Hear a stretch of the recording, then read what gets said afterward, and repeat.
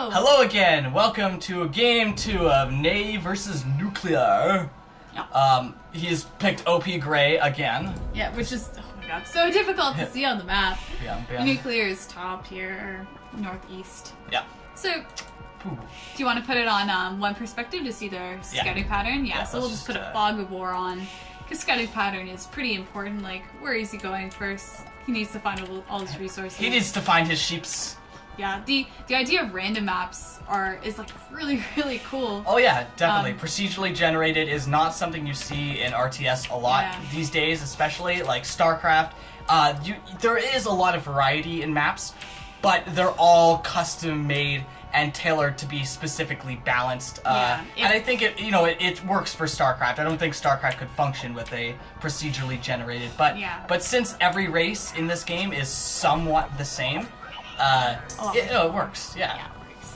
It's really cool. Yeah, exactly. And there's a lot of different map modes. I know there's one called Migration that's really cool, where you each start on an island, this tiny island, and there's a big island in the middle. So you want to get sea control, and then you have to. Ooh, that was a nice sheep steal. Looks like NuCL3aR was trying to steal or trying to bring those back to his base, but with Migration, so huge map in the middle where you have very few resources on your tiny little island. So you have to get sea control and move to the bigger island, so that you can maintain production of your ships. For everything. Exactly. So we have the bar trick here happening. And we're not. Yeah, we don't know too much about like I don't know what this map is called. I think it just looks like an Oasis. Yeah, an Oasis style map from Oasis style. Whatever. We'll figure these out, or somebody post in a comment so we know for next time. And it looks like he's starting off with the wall right away. Nate likes the walls. The palisade wall. Which is very odd. Because like it is useful, but is it useful now? So like we need to look at more replays and see what could possibly happen now that would justify the use in the building of a wall, because it's not so much the resources right now, it's the fact that it's one worker doing it. Yeah. And that worker could be mining wood or doing something else. I actually don't think any worker is building this. I think he just started building it and then stopped right at So this is kind of like a queue up thing, so that when he does have the time to commit some workers to building it. And there's still a wall too, right? Whoa, okay, so there we go. We are now at Feudal Age. It looks like he's going to start things off right away with a stable instead of an archery range. Last game we saw him go barracks archery range. And he lost his scout cavalry to NuCL3aR scout cavalry. So let's bring off the fog of war and see what NuCL3aR is doing over here. Looks like he's opening what NuCL's opening last game. So barracks, archery range, and they both hit Feudal Age at almost the exact same time, I believe. And this is a Huns versus Huns, so there will be no houses in this game. No houses. No houses. No building. Extra cavalry. So I think NuCL's build is a lot more defensive, right? Using his I keep wanting to call it command center. Damn it, his town center. As even part of the wall, he really just isn't going to build too many units. Whereas NuCL3aR, on the other hand, you can see his go to his town center. Since it's so much more open and he's not using it defensively, like he can mine this really well. Like, so I wouldn't be surprised if he does go on further aggression. Yep. And he seems to be preparing for the fact, he's seen the stables, right? So that's why you see these spearmen coming out. Yeah. He's also, what you can do is right-click to garrison units that you build with your archery range in the archery range until, I think, to a maximum of 10. This is just to stop people, I think, from camping the production facilities and/or at this point in the game revealing the fact that you have a decent map. Because from NuCL's perspective, how many archers does NuCL3aR have in here? It could be 1, it could be 4, it could be 10, right? You don't know unless they come out or. And you can also denying scouting experience, especially the composition, not even just how many units, which units are actually being made. Exactly. And you can also, there's probably some mind tricks too. You could probably garrison one unit and try to make them think that you're building a whole bunch, and try and scare them a little. But we'll see how frequent that is later. It looks like we've got some economical harass going on here. I think a bit of a mistake from NuCL3aR. He had these spearmen in position before, but moved them over here for some reason. Yeah, there's two more up there, too. Yeah, two more here. I don't know why they're up there. Yeah, Maybe they're just like scout defense. Yeah, or to stop them from coming in this way. Yeah. But yeah, he looks like he's just gonna leave them, just to be defensive. Oh, NuCL's base. So good. I likes it a lot. Yeah, NuCL always has interesting looking bases. It looks like he built a mill down here to take advantage of some deer, and he's just finishing up on that. Yeah. You got another archery, or sorry, the first archery range for NuCL coming down, but he's got a decent count of cavalry. Yeah. He's got 5 already, as far as I can tell. I don't think there's any more on the map. That OP gray, man, hard to see. Very hard to see. Yep.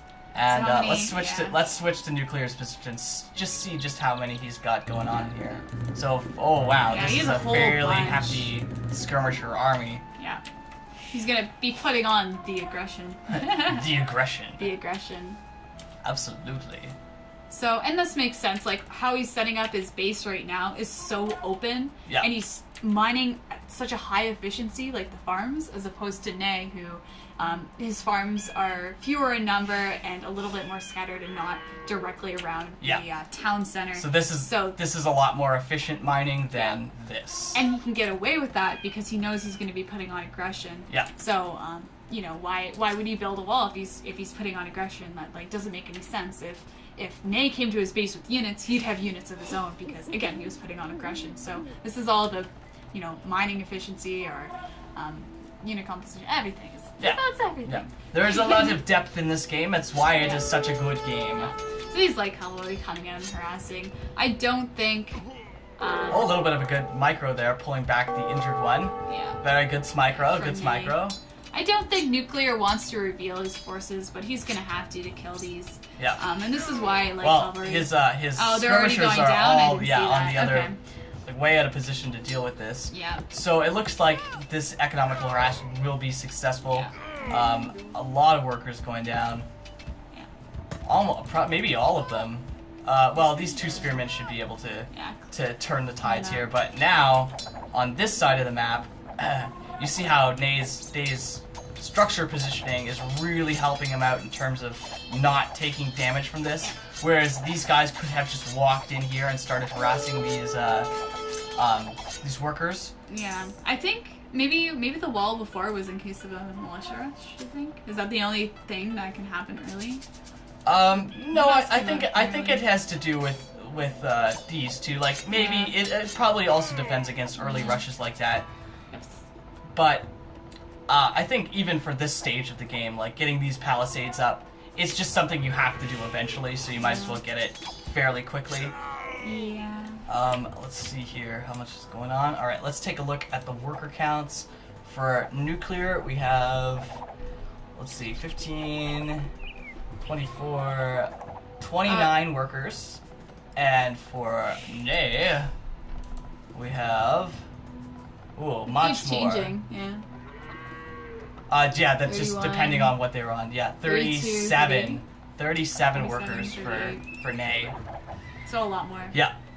And it makes perfect sense. He's being so much more economical. Exactly.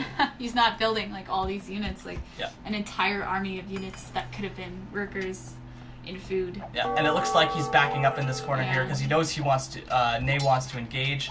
So he's just putting himself in a position where NuCL has as little surface area as possible, and that's why that's actually a really good move there. Deleting that mill so that he can open this area up just a little bit more and put more damage on NuCL3aR's units. And it looks like NuCL3aR is getting cleaned up fairly well. Because that mill was just not as...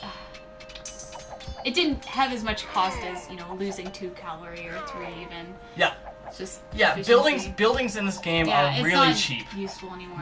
They only cost wood, with the exception of castles, town centers, and the other things. walls. And this stuff that doesn't just cost wood. Like, you know, 15. Generalization. 15 Yeah, no, I think there's like 4 or 5 maybe total. Yeah.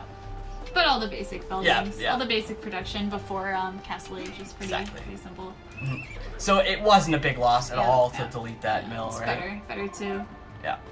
and that exchange ended up working well for NuCL3aR. It looks, as you can see, he's got a very commanding position here, according to the score. Yeah. And we still don't know how the score exactly works. Yeah, so. and it's not truly indicative of who's winning too, because whoever has like the tech advantage or like even for scouting you get more score. So you could see how Aztecs would take an early score lead because their Eagle Warriors have a better line of sight than the Scout Cavalry.